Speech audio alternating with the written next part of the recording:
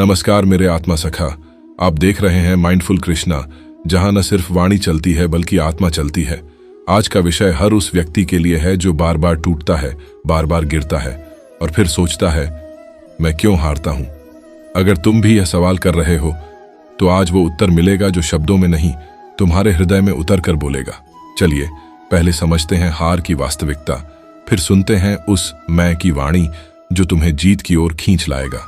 हम जीवन में कई बार हारते हैं, परीक्षा में, रिश्तों में, व्यापार में, आत्मसंयम में, यहां तक कि अपने ही विचारों से भी। और हर बार हम सोचते हैं शायद मेरी किस्मत खराब है, शायद लोग मुझे नहीं समझते, शायद दुनिया ही गलत है। लेकिन सच्चाई ये है, हार का कारण बाहर नहीं होता बल्कि भीतर छिपा होता है। हम असफल नहीं होते क्योंकि सामने वाला मजबूत था, हम हारते हैं क्योंकि हमने खुद को कमजोर मान लिया था। कई बार हम हारते हैं क्योंकि हम डरते हैं, कोशिश करने से हम हार से डरकर पहले ही हार मान लेते हैं। हम खुद को असफल देखने के आदी हो चुके होते हैं। हम दूसरों से तुलना करते करते खुद को नकार देते हैं और सबसे बड़ा कारण, हम खुद पर विश्वास खो देते हैं। जब आत्मा का बल कमजोर होता है तो बाहर का संघर्ष भीतर की दीवार को तोड़ देता है। लेकिन ये दीवारें तुम्हारे अंदर बनी हैं और इन्हें तोड़ना भी तुम्हारे ही हाथ में है। अब चलो सुनते हैं उस आवाज को जो हर बार तुम्हारी हार पर मौन रही, पर आज बोलेगी। तुम पूछते हो मैं बार बार क्यों हारता हूं? आज मैं तुम्हें उत्तर देता हूं। तुम हारते हो क्योंकि तुमने खुद को ही नहीं जाना। तुमने खुद को बस असफलता के पैमाने से मापा है, किसी और के जीतने को देखकर खुद को हारता मान लिया है।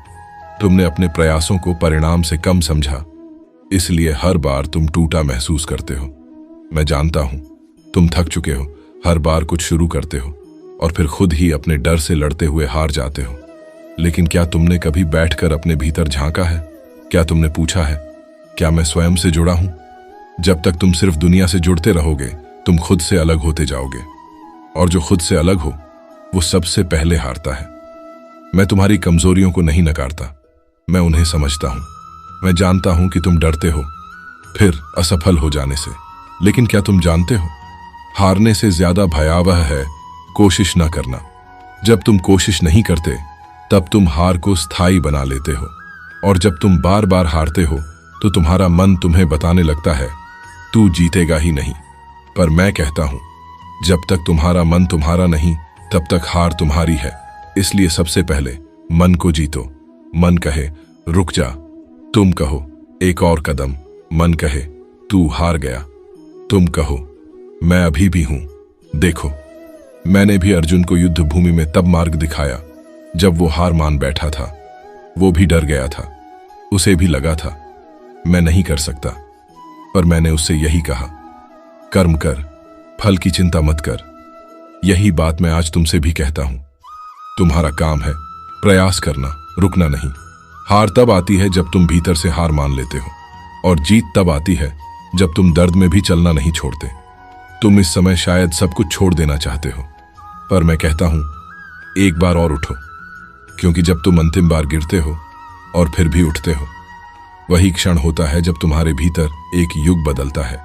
तुम सोचते हो सब मुझसे आगे निकल गए, लेकिन क्या तुम जानते हो तुम्हारा समय अभी बाकी है।